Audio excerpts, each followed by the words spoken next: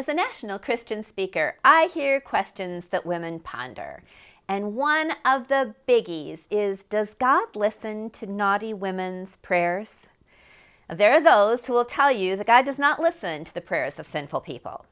But if being naughty disqualified you from having God's ear, no one would hear from him. Especially not a murderer like Moses or Paul. Hotheads like Peter and Samson would certainly be disqualified. And rebels like Jonah and Abraham would never get God's attention. Priscilla Shirer says, do you really think God loved you enough to die for you, but doesn't love you enough to talk to you? God loved you enough to die for you, but not listen to your prayers? That makes no sense at all. Now, it's true that if you have some huge sin in your life, it might be an obstacle to hearing from God.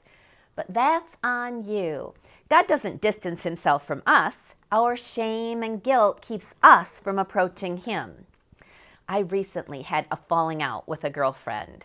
I hurt her feelings big time, and there was this between us.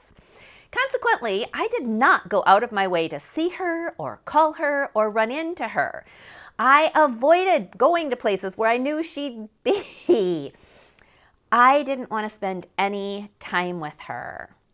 The disharmony between me and her made me want to avoid her, and until I acknowledged my mistakes, said I was sorry, and asked her to forgive me, did I want to spend any time with her again.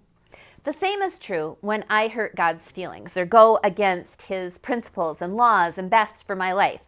When I am being naughty, I do not want to see him or hear him or be with him until I admit my misstep, say I'm sorry, and ask him to forgive me. Will I want to spend any time with the Lord?